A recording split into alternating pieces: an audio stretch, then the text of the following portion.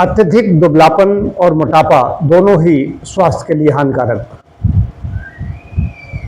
ये देखा गया है कि अत्यधिक जो दुबले होते हैं उनमें रोग प्रतिरोधक क्षमता की कमी हो जाती है, इम्यूनिटी उनकी कमज़ोर रहती है,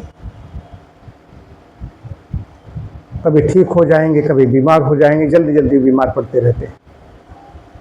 ऐसे ऐसे लोग हमारे संपर्क में भी ऐसे लोग रहे हैं, पहले यहाँ पर हमारे यहाँ काम भी करते रहे।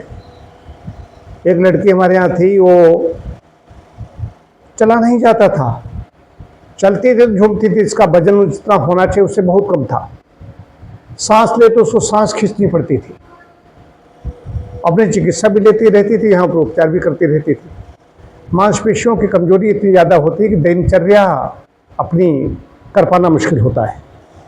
अत्यधिक दुबलापन अगर है तो उनके कारणों को खोजना पड़ेगा, अपने चिकित्सक से संपर्क करें। क्या कारण है, क्यों ये दुबलापन है? दुबलापन भी ठीक नहीं है।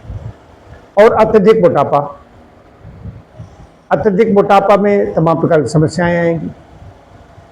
हृदय रोग हो जाएगा, बीपी बढ़ेगा, स्ट्रोक जैसी समस्याएं हो सकती हैं, टाइप 2 डायबिटीज़ हो सकती है, होती ही है। और इसके अलावा जॉइंट्स पेन है, जोड़ों का दर्द है, इनकी समस्याएं होती हैं। जो वेट बेयरिंग बोन्स हैं, नी पेन अक्सर दिखाई देगा, घुटने कमर में दर्द उनके हो रहा है। और भी तमाम ऐसे लोग, श्वसन संबंधी इनको परेशानी होती है, श्वसन जरा सी भी चलेंगे तो हाँफने लगते हैं।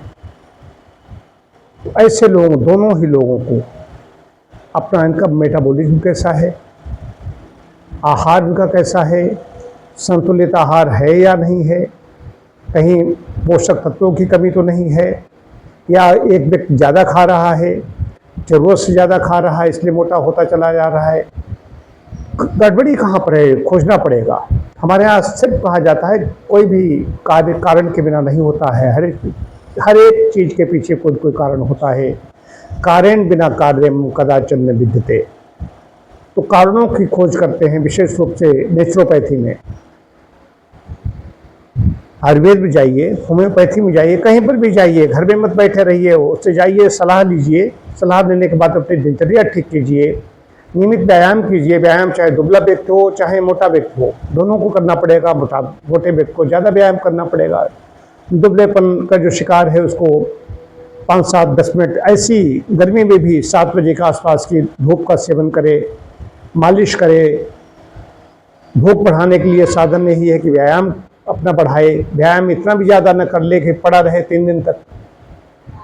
ये सब ध्यान रखना पड़ता है कि परिमित मात्रा में भोजन भी संतुलित होना चाहिए, न अधिक न कम, बीच का रास्ता निकालना पड़ेगा।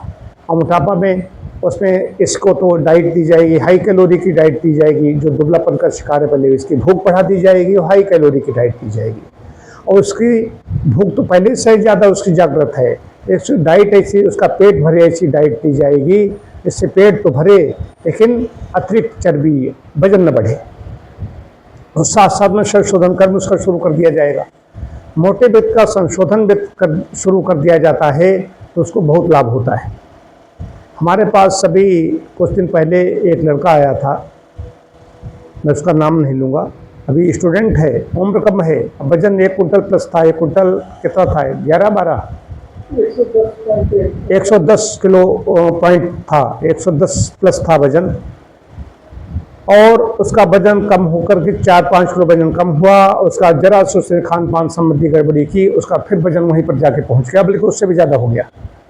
तो एक चीज़ ये भी समझ लीजिए कि मोटापा में वजन तो कम कर दिया जाता है, लेकिन जो वजन कम किया है यदि उसने गड़बड़ी शुरू कर दी तो उससे 1.5 गुना वजन बढ़ता है। ये सिद्धांत है। तो वजन कम करना कोई समस्या नहीं है, उसको जीभ पर संयम रखना है। हमारे पास एक नागेश शर्मा वहाँ के मेरठ के आए थे, नोएडा में उन दिनों में था। 15 महीनों में उन्होंने 35 किलो वजन कम किया था। उनका पत्र भी लगा हुआ है, उसको मैं आज उसमें डाल दूंगा। 15 महीनों में 35 किलो वजन, 35 किलो से ज़्यादा मैंने वजन नहीं कम किया, लेकिन उनको जैसा मैंने बताया था उन्होंने वैसा ही किया। तो जीभ पर संयम है जिसको, उसका स्वास्थ्य अच्छा रहता है।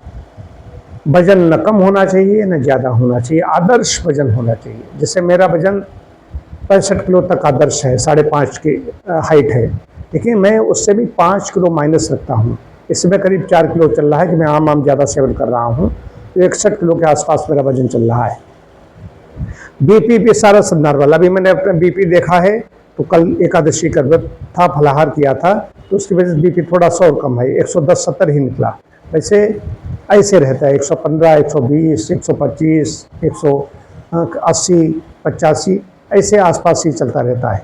तो ये क्या है?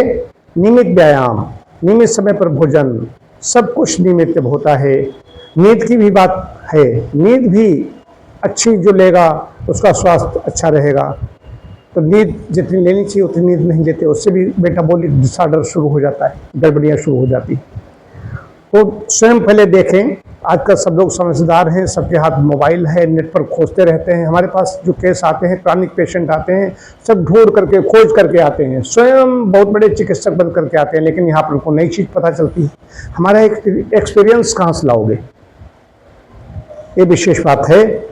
तो देखें क्या अच्छा हो सकता है आदर्श भोजन के लिए।